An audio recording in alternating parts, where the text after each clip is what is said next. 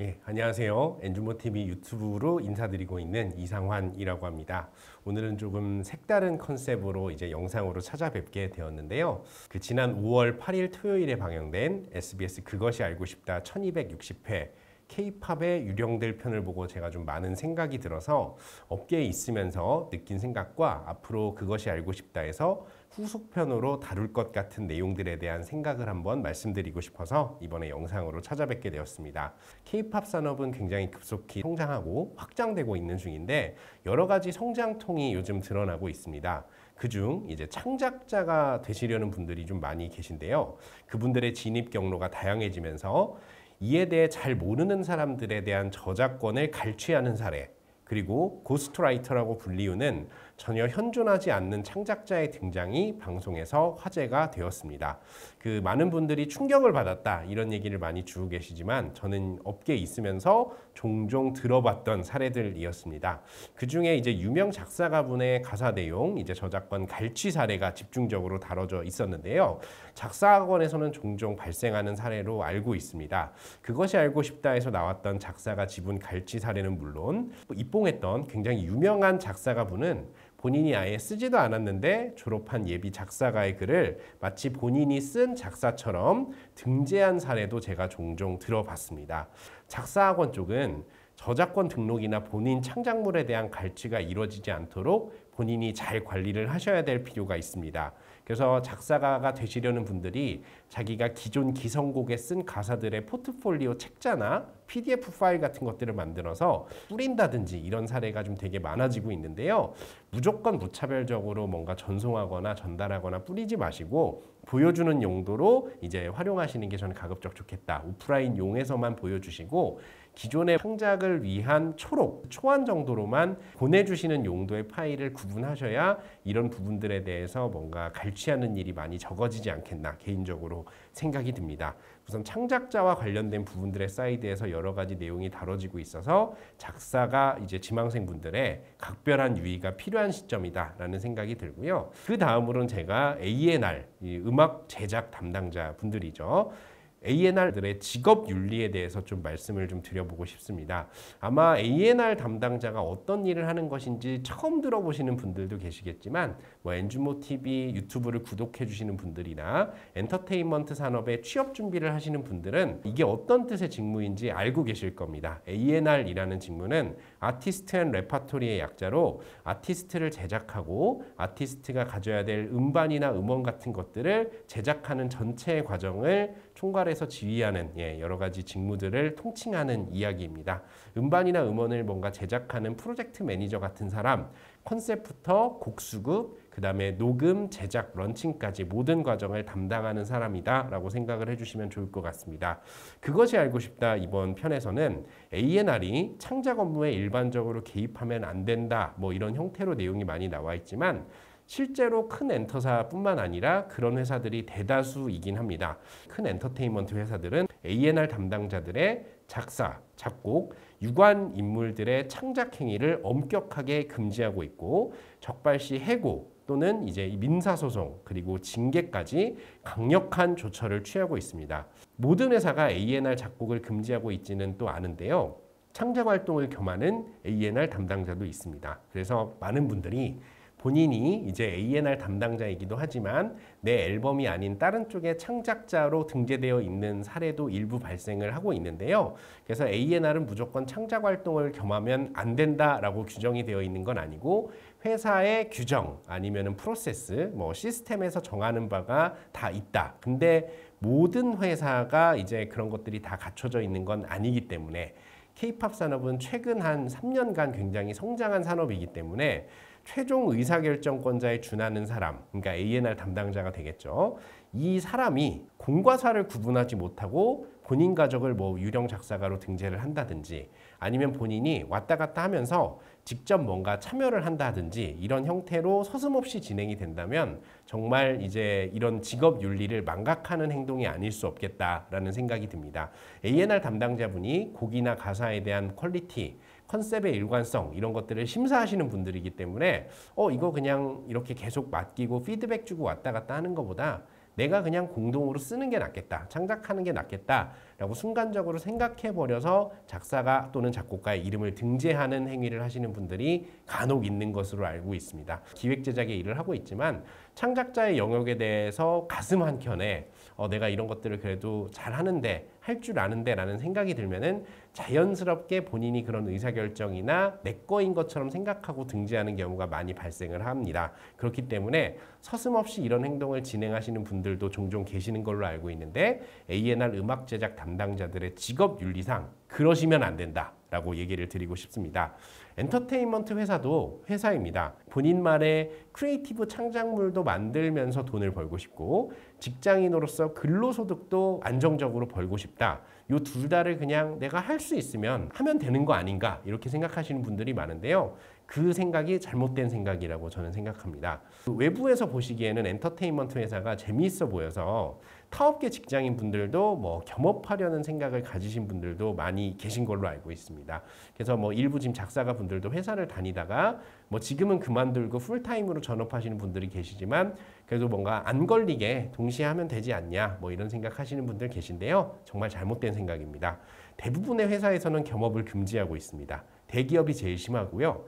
공기업, 공무원 집단도 마찬가지입니다. 오히려 공공기관이 청렴 결백함을 더 이제 심하게 보기 때문에 그런 부분들에 대해서 뭐 내가 하고 싶으면 겸업하면 되지라는 생각은 굉장히 위험한 생각이다라는 말씀 드리고 싶고요.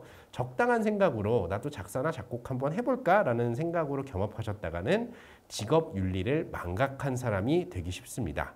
A&R 담당자분들도 아까 앞에서 말씀드렸지만 마찬가지입니다. 직업 윤리가 굉장히 중요하기 때문에 법적인 기준이 정해진 게 없다라고 해서 회사 안에서의 윤리 강령이나 행동 기준에 대한 가이드가 회사에서도 명확해야 되겠고요. 이런 게 큰 회사들은 생겼지만 아직 작은 회사, 중견 엔터테인먼트 회사들은 생기지 않았습니다. 대부분 적당히 하면 되겠지라는 생각이 이러한 결과를 초래했다라고 보아주시는 게 좋을 것 같습니다. 저는 이제 강연이나 뭐 여러 가지 프로그램들 통해서 이 업계 이제 인사채용 담당자로 12년 이상 근무를 해왔던 사람인데요. 이런 것들 보면서 뭐 여러 감사나 인사위원회에서 사고 사례가 많이 있었습니다. 어떤 것들이 있었는지 제가 예시를 한번 들어보겠습니다. 첫 번째로 아까 말씀드렸던 내용인데, A&R 담당자가 본인이나 가족들 이제 이름을 빌려서 창작에 개입하는 행위, 법적으로는 뭔가 금지 이렇게 정해져 있지는 않지만 대부분의 큰 콘텐츠 엔터테인먼트 회사에서는 이런 창작 활동과 이제 회사원으로서의 역할을 겸하는 행위를 대부분 금지를 하고 있다라는 점을 알고 계시면 좋을 것 같습니다. 두 번째, 기업의 정규직 직원인데 등기이사 등으로 다른 회사에 경영에 개입하는 행위, 투자하는 행위 같은 것들이 또 있을 수 있겠습니다. 예를 들면 신규로 뭔가 생성된 아이디어가 좋은 회사에 선점적으로 본인 돈을 가지고 뭔가 투자를 하는 행위들, 이런 것들이 역시 경험에 해당되는 행위라고 볼 수 있겠습니다. 말씀드렸다시피 가족 이름을, 창작자의 이름을 등재시키는 행위 역시 빈번하게 발생을 하고 있습니다. 이 회사가 내 거기 때문에 최종 의사결정권자이기 때문에 기본적으로 등재시키는 행위도 있겠지만, 근데 다른 회사에 뭔가 프로듀싱 의뢰를 받아서 하는 행위에도 그런 부분이 마치 자연스러운 것처럼 아니면 몰래 진행되는 행위 역시 이 산업의 성숙과 성장과 투명성 확보를 위해서는 근절돼야 되는 부분으로 볼 수 있겠습니다. 그래서 이 세 가지 앞에 말씀드렸던 내용들을 종합해 보면 본인의 회사 직책, 권한을 마치 내 것인 것처럼 생각해서 권한을 남용해서 사익을 챙기는 행위가 이제 문제가 되는 거다라고 근본적으로 말씀드릴 수 있겠습니다. 이런 부분들이 옳지 않기 때문에 아마 현직자분들도 이 영상 많이 보고 계실 것 같은데 본인의 직무 윤리를 꼭 기억해 주시고 공과 사를 잘 구분하셔서 올바른, 합리적으로 수평한, 평등한 의사결정을 꼭 해주셨으면 한다라는 말씀을 드리고 싶습니다. 마지막으로 그것이 알고 싶다에서는 앞으로 이제 K-팝의 유령들 이제 외에도 그 뒤에 벌어지는 불공정한 관행들을 집중적으로 취재해서 알리겠다라는 내용으로 마무리가 되었습니다. 제가 업계에 좀 10여 년 이상 있었던 사람으로서 앞으로 어떤 내용이 좀 그것이 알고 싶다 해서 다뤄질까에 대한 예상이나 이런 것들을 좀 해보도록 하겠습니다. 저는 엔터테인먼트 회사 채용과 관련된 상담을 대한민국에서 제일 많이 하고 있는 사람이라고 생각합니다. 그래서 이런 회사의 채용 진행과 관련해서 불공정한 관행들이 종종 발견이 되는데 이와 관련된 부분들도 좀 다뤄지지 않을까라는 생각이 듭니다. 예, 청년 취업 아니면 실업 이런 부분들이 굉장히 심각한 사회 문제로 대두된 지 오래됐습니다. 그래서 취업 준비생분들이 약간 약자의 입장에서 여러 가지 힘든 부분들을 감수하면서 취업 준비를 많이 하고 계신데요. 요즘 K-팝 엔터테인먼트 회사에서는 과제나 포트폴리오 등을 요구하는 회사가 많아졌습니다. 그 이유가 뭐냐면 관련 직무를 경험이나 정규직으로 경력자 이런 것들은 아니지만 즉시 전력감인지 확인하기 위함이고 직무와 관련된 수행 능력 가능성이나 실제 직무에 대한 평가를 이루어지게 한다는 명목으로 과제나 포트폴리오 제출이 이루어지고 있습니다. 원래 포트폴리오라는 거는 디자인이나 영상 직무 같이 정말 결과물이나 작업물을 확인해야 되는 용도로 많이 채용 과정에서 사용되고 있는데 그 엔터테인먼트에서는 거의 모든 직무에 과제나 포트폴리오 이런 것들을 당연히 요청하는 걸로 이제 뭔가 횡행되고 있는 현실인데 직무별로 어떤 포트폴리오를 만드는지 말씀드리면 아까 처음에 말씀드린 음악 제작 A&R 직무 같은 경우는 당사 아티스트의 다음 앨범 기획안, 신인 개발 직무 같은 경우는 교육 프로그램 운영 기획안 아니면은 본인들의 캐스팅, 오디션, 행사 기획안 같은 것들을 요청하기도 하고 일반적인 마케팅 직무도 이제 회사 아티스트의 이제 다음 앨범이 나왔을 때 어떤 마케팅 프로모션을 해야 되는지에 대한 기획안 이런 것들을 제시하는 게 일상이 됐습니다. 제 영상 보시는 엔터테인먼트 산업 분야 취업 준비생 분들은 많이 공감하실 겁니다. 포트폴리오 만드느라 밤새시는 분들도 많이 계시고 이와 관련된 아이디어를 짜내느라 너무 힘들다라고 말씀하시는 분들도 계십니다. 이런 것들에 대한 현실을 제가 두 눈으로 보고 있다 보니 이제 현업에서 인재 채용하고 계시는 분들께 꼭 드리고 싶은 얘기가 있는데요. 이러한 부분들이 아마 그것이 알고 싶다 다음 편에서 다뤄지지 않을까라고 개인적으로 생각하고 있습니다. 절대 지원자들의 피땀으로 만든 포트폴리오의 아이디어를 허락 없이 참고하고 허락 없이 활용하지 않으셨으면 좋겠다라고 말씀드리고 싶습니다. 창작물로 인정이 되지 않습니다. 포트폴리오는. 예, 제가 알기로는 그렇습니다. 뭔가의 레퍼런스 소재가 있고 그거 소재를 바탕으로 이렇게 만들었으면 좋겠다라는 기획안을 내는 것이기 때문에 요 포트폴리오 과제 같은 것들은 저작권으로 인정되지 않는다라고 업계 분들께 제가 이야기를 들었습니다. 창작물로 인정되지 않는다는 점을 이용하고 취업준비생의 사회적 약자 위치를 이용한 아이디어 갈취가 은근하게 남몰래 횡행한다는 사실을 제가 확인할 수 있었습니다. 저 역시도 이런 분들하고 수많은 상담을 해왔었는데요. 엔터테인먼트 회사는 엔터테이닝 하면서 이제 크리에이티브한 결과물을 만들어내야 되기 때문에 사람이 아이디어를 내고 그것을 바탕으로 콘텐츠를 만들어내는 일을 합니다. 그러면은 그 아이디어가 탐이 나서 아니면 그 아이디어를 사용해야 된다면 그분을 채용하시고 정상적으로 채용하시고 그와 관련된 업무를 부여하셔서 그 아이디어를 콘텐츠화 하셔야 합니다.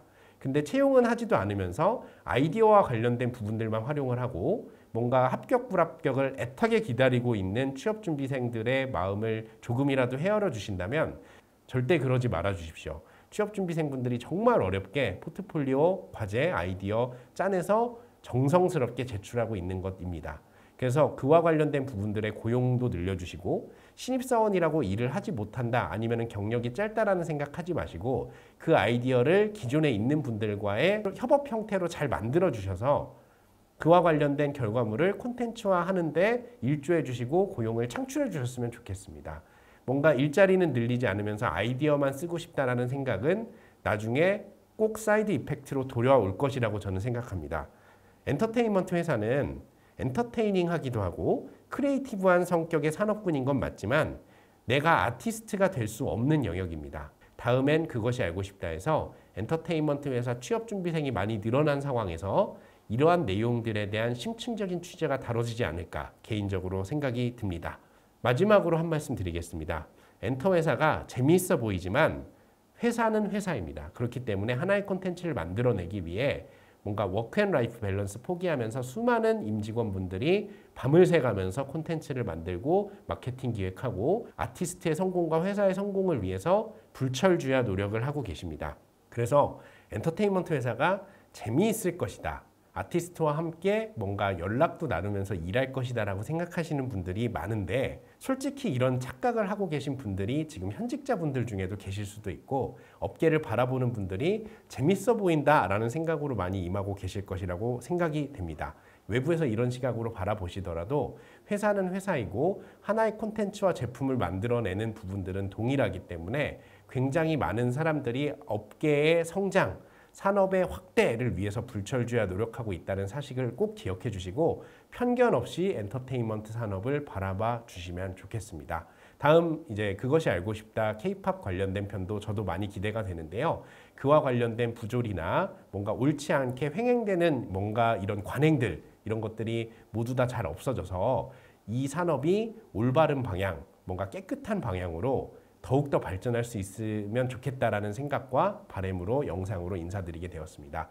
앞으로 이런 편견 갖고 계신 분들이 이제 좀 많이 없어졌으면, 이제 이런 편견을 안 가져 주셨으면 다시 한번 부탁드리고, 앞으로 K-팝 엔터테인먼트 산업의 더 큰 성장을 기원하면서 이번 영상 마치도록 하겠습니다. 끝까지 영상 시청해 주신 분들 감사드립니다.